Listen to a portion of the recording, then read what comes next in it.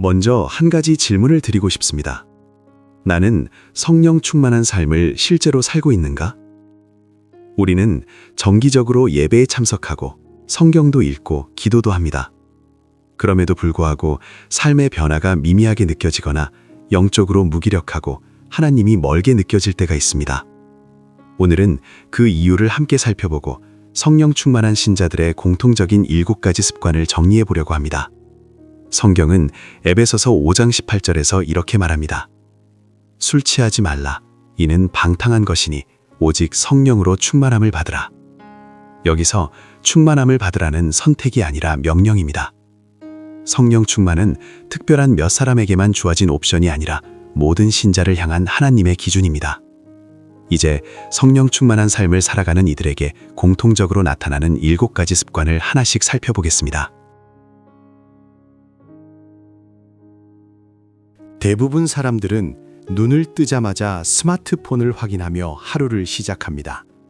그러나 성령 충만한 신자들은 하루의 첫 순간을 하나님께 의식적으로 드립니다.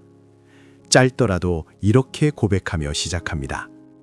주님, 오늘 하루를 제 능력이 아니라 성령님의 인도하심 안에서 살기를 원합니다. 저를 이끌어 주옵소서. 시편은 아침에 드리는 기도의 중요성을 강조합니다. 아침에 나의 기도가 주께 이르리이다. 시 88절 13절.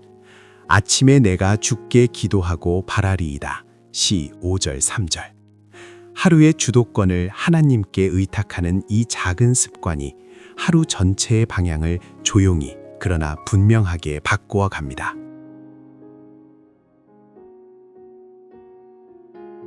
성경을 읽는 것과 말씀을 생명줄처럼 붙드는 것은 분명한 차이가 있습니다. 형식적으로 정해진 분량을 읽고 덮어버리는 태도는 말씀을 체크리스트로 만드는 방식입니다. 반면 성령 충만한 신자들은 말씀을 통해 하나님이 지금 내게 말씀하신다고 믿고 펼칩니다. 예를 들어 말씀을 읽기 전에 이렇게 기도할 수 있습니다. 주님, 오늘 이 말씀을 통해 제 삶을 비추어 주시고 들려주셔야 할 음성을 들려주옵소서. 히브리서 4장 12절은 말씀을 살아있고 활력이 있는 검으로 묘사합니다. 또한 예수님은 사람이 떡으로만 살 것이 아니요 말씀으로 살 것이라 마태 4장 4절 구하셨습니다. 하루 중에 한 구절이라도 붙들고 묵상하며 그 말씀이 생각과 선택에 영향을 주도록 허용하는 것이 중요합니다.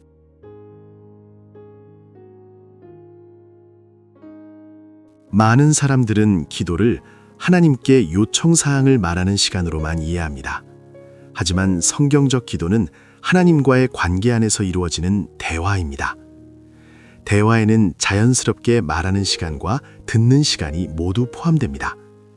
성령 충만한 신자들은 기도 시간 중 일정 부분을 침묵하며 듣는 시간으로 구별합니다. 예레미야 33장 3절은 내게 부르짖으라 내가 내게 응답하겠다고 약속합니다.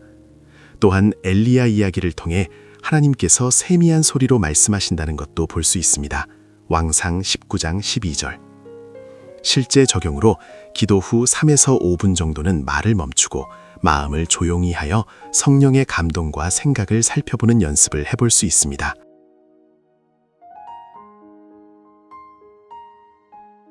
신자는 성령의 내주하심을 통해 때때로 구체적인 감동을 받습니다. 예를 들어 누군가를 위로하라는 생각, 복음을 전하라는 마음, 먼저 화해하라는 부담 등이 그 예입니다. 보통 우리는 나중에 하자, 준비가 더 되면 하자라며 미루기 쉽습니다. 그러나 이런 반복적인 지연은 결국 실질적인 불순종으로 이어질 수 있습니다. 사무엘상 15장 22절은 순종이 제사보다 낫다고 말합니다. 성령 충만한 신자들은 완벽한 준비보다 들은 바에 대한 작은 순종을 우선합니다. 완벽한 상황이 아니어도 주신 감동에 대해 실천 가능한 범위 안에서 한 걸음씩 옮기는 연습이 중요합니다.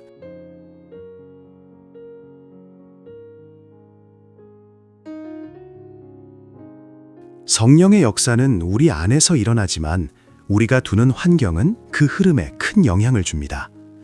자극적인 콘텐츠, 지속적인 부정적 대화, 가치관을 혼란스럽게 만드는 미디어의 반복적인 소비는 영적 민감도를 무디게 만들 수 있습니다.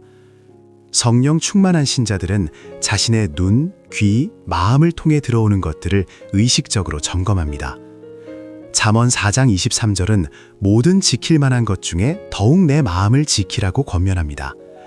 또한 고린도전서 6장 19절은 우리의 몸이 성령의 전이라고 말합니다. 구체적으로는 반복적으로 넘어지는 콘텐츠를 정리하거나 신앙을 지속적으로 약화시키는 관계와 거리를 두는 등의 선택이 여기에 포함됩니다.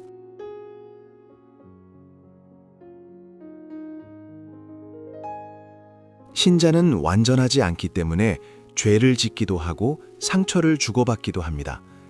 문제는 넘어졌다는 사실 그 자체보다 넘어졌을 때의 반응과 태도입니다. 성령 충만한 신자들은 죄를 인식했을 때 가능한 한 빠르게 하나님께 자백하고 돌이키는 것을 중요하게 여깁니다.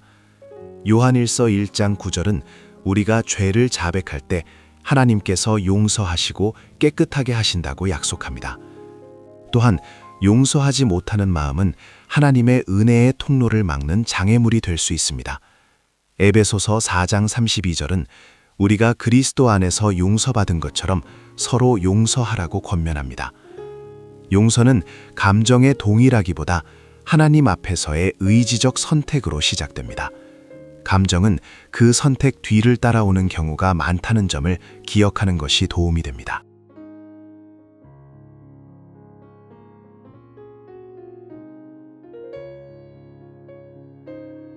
성령 충만한 신자들의 또 하나의 특징은 영혼을 염두에 두고 현재를 해석한다는 점입니다. 우리 주변에는 아직 복음을 알지 못하는 가족, 친구, 동료들이 있습니다. 그들의 영원한 운명을 생각할 때 복음 전파에 대한 태도는 달라질 수밖에 없습니다. 예수님은 온 천하에 다니며 만민에게 복음을 전파하라고 명령하셨고, 바울은 복음을 전하지 않으면 화가 있을 것이라고까지 표현했습니다. 이 말은 모든 사람이 똑같이 전임 사역자가 되어야 한다는 의미가 아니라 각자의 자리에서 복음적 삶과 증언을 의도적으로 선택하라는 초대입니다. 일상 속 작은 대화, 관심의 표현, 진심 어린 섬김이 복음을 전할 수 있는 중요한 통로가 될 수 있습니다. 지금까지 살펴본 7가지 습관을 간단히 정리하면 다음과 같습니다. 첫째, 매일 성령님께 의탁하며 하루를 시작하기. 둘째, 말씀을 생명줄로 붙들기. 셋째, 듣는 기도를 포함한 기도 생활하기. 넷째, 성령의 감동에 대해 즉각적으로 순종하기. 다섯째, 영적 환경을 의식적으로 관리하기. 여섯째, 지체하지 않고 회개하며 용서를 선택하기. 일곱째, 영원을 바라보는 관점으로 현재를 살아가기. 이 습관들은 특별한 사람만을 위한 것이 아니라 모든 신자가 성령 안에서 훈련해 갈 수 있는 실제적인 방향입니다. 요한계시록 3장 20절에서 주님은 문 밖에서 두드리시는 분으로 묘사됩니다. 누구든지 내 음성을 듣고 문을 열면 주님께서 함께 하시겠다고 약속하십니다. 각자의 자리에서 오늘 본 7가지 중 하나라도 실제 삶에 적용해 보시기를 권면합니다. 작은 적용이 쌓일 때 성령 충만한 삶은 점점 더 구체적인 현실이 됩니다. 이 강의가 유익하셨다면 영상에 반응을 남겨주시고 필요하신 분들과도 함께 나누어 주시면 감사하겠습니다.